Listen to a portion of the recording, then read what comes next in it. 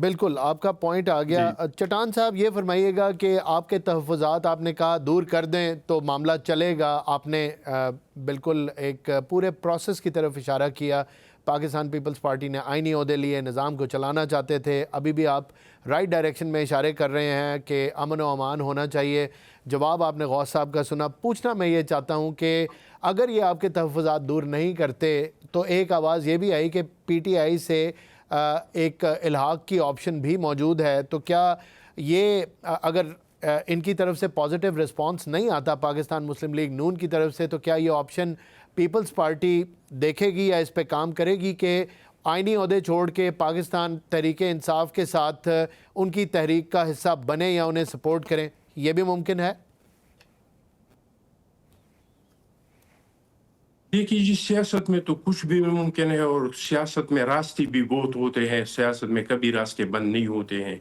لیکن Pakistan Peoples party کا انتہائی خواہش بھی ہے، کوشش بھی ہے کہ یہ سسٹم اپنا 5 سال پورا کرے. ٹھیک. جب سے 2008 سے الیکشن ہوا ہے تو پاکستان کا جمہوریت تسلسل سے چل رہا ہے، چاہے لولا ہے، لنگڑا ہے، ہائیبریڈ ہے، جیسے بھی ہے، لیکن سسٹم چل رہا ہے. تو ہم چاہتے ہیں کہ سسٹم چلی بھی اور ایک وزیر اعظم نے بھی ابھی تک اپنا ٹائم پورا نہیں کیا. تو اس بار ہمارا خواہش یہ ہے کہ شہباز شریف صاحب جو ہیں وہ کم از کم اپنے ٹائم پورا کرے. لیکن آپ یہ ان لوگوں کے رویوں پہ ہے کہ ان لوگوں کے رویے کیسے ہے، متکبرانہ ہے. جس طرح آپ نے کہا کہ پیپلز پارٹی کو ہلکے میں لے رہے ہیں، پیپلز پارٹی کو نظر انداز کر رہے ہیں، پیپلز پارٹی پہ تانے کس رہے ہیں. تو ان لوگوں کا یہ رویے پہ انحصار ہوگا. اگر ان لوگوں کا رویہ ٹھیک ہوگا تو ان لوگوں کو اس کا فائدہ ہوگا. بالکل ٹھیک. اگر ان کے رویوں میں فرق آ گیا تو مشکلات بھی آئیں گی، تو ان لوگوں کے لیے مشکلات آئیں گی. میں بالکل مانتا ہوں بلوچ صاحب کہ بلوچستان میں ہمارا حکومت ہے، اس میں کوئی شک نہیں ہے.